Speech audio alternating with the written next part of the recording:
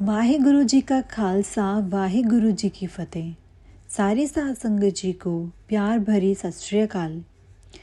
साध संगत जी, आज की साखी गुरु गोविंद सिंह जी महाराज के समय की है, जब सतगुरु महाराज जी बाबा बंदा सिंह बहादुर, जिनका पूरा नाम भाई माधोदास था, वह अपनी कुटिया में ध्यान लगाए बैठे थे और उनके कुछ श्रद्धालु ने भी उनके आगे ध्यान समस्त बैठे थे।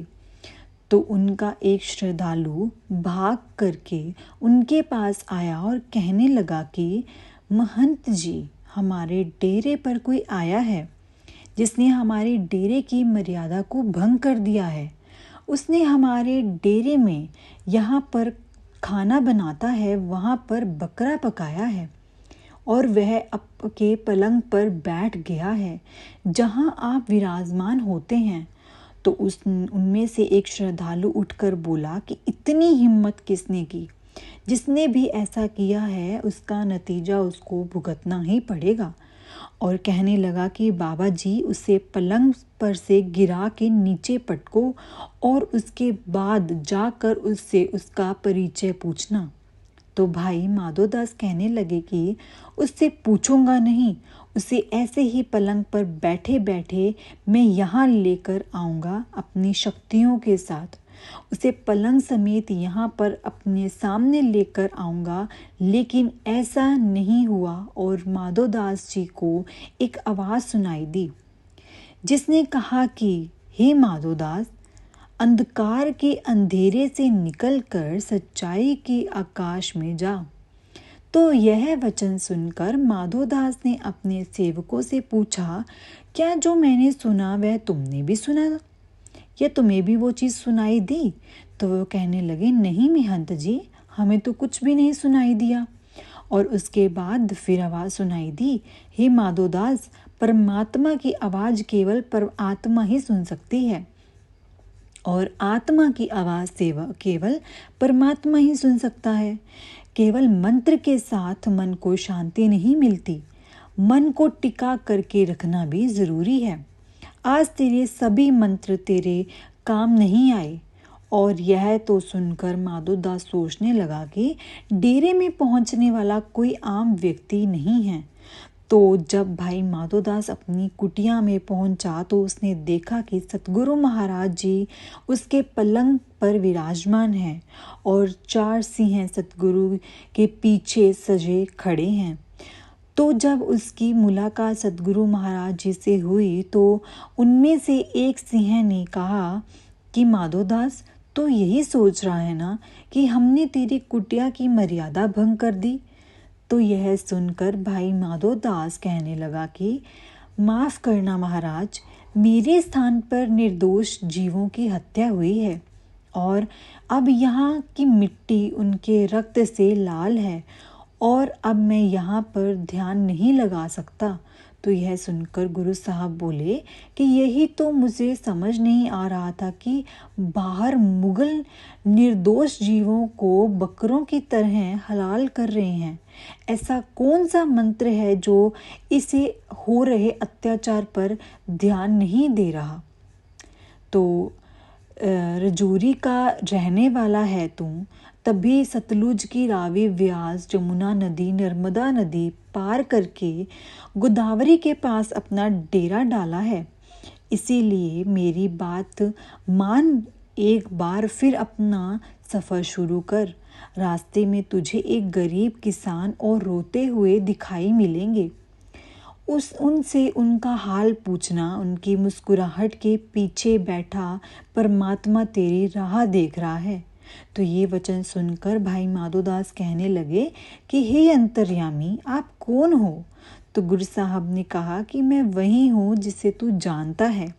तो भाई माधोदास ने हाथ जोड़ लिए और सतगुरु से कहने लगे कि ऐसे नहीं माधोदास, अंतर की आंखों से देखो। तो भाई माधोदास अंतर ध्यान हो गए। तब उन्हें मालूम हुआ और वो कहने लगे कि आप तो साक्षात गुरु गोविंद सिंह जी हो।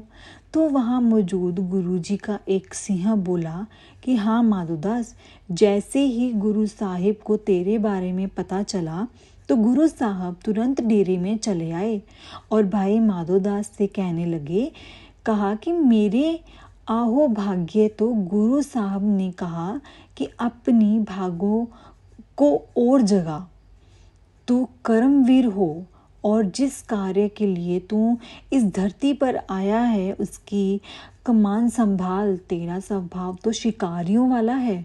जालिमों के सताए हुए इस मासूम लोग उतने ही बेकसूर हैं जितने तेरे तीर से मरे हुए वह हिरन के 2 बच्चे जिन्होंने पैदा होने से पहले ही तेरे सामने दम तोड़ दिया था, जिनको तू तड़पता हुआ नहीं देख पाया और तूने शिकार करना बंद कर दिया।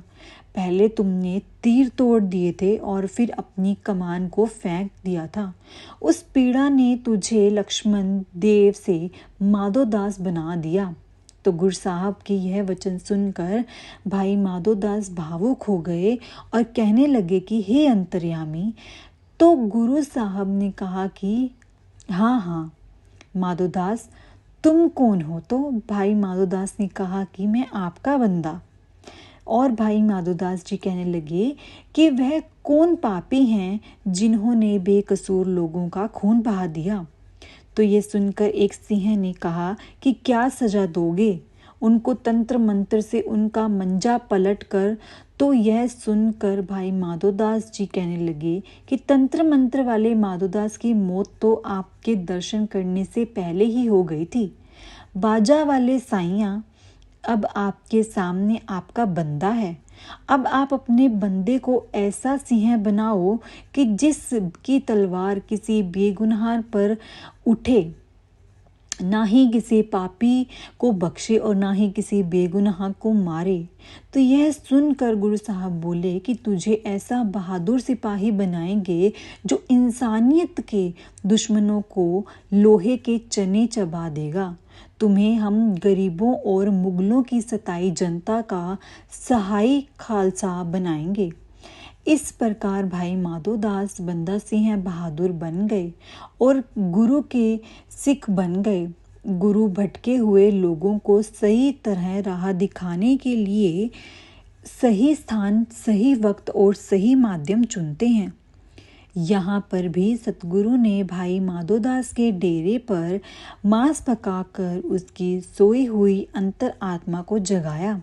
गुरुजी ने भाई माधो दास को बताया कि किस तरह मुगल इंसानों के बकरों की तरह हलाल कर रहे हैं और तुम अपनी ही अभिमान में जी रहे हो। तो यहाँ पर बहुत से लोग कहेंगे, गुरु साहब ने मांस क्यों बनवाया, ऐसा क्यों दिखाया गया? परंतु अपनी गुरु की बातों पर कभी किंतु परंतु नहीं लगाना चाहिए। जो गुरु का सिंह है वह कभी अपने गुरु पर किंतु परंतु नहीं लगाता।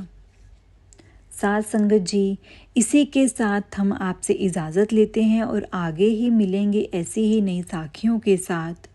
और साथ संगत जी, अगर आपको ये हमारी साखी अच्छी लगी हो और संगत के साथ इसे ज़रूर शेयर कीजिए ताकि यह संदेश गुरु के हर प्रेमी सत्संगी के पास पहुंच सके। और अगर आप साखियाँ, सत्संग और रूहानियत से जुड़ी बातें सुनना पसंद करते हैं तो आप कमेंट में वाहेगुरु जी ज़रूर लिखिएगा। और संगत जी, इस चैनल को सब्सक्राइब करिएगा और बेल नोटिफिकेशन को भी ऑन कर लीजिएगा ताकि कोई भी नया वीडियो आए तो आपको उसका नोटिफिकेशन आ जाए। वाहेगुरु जी का खालसा, वाहेगुरु जी की फतेह।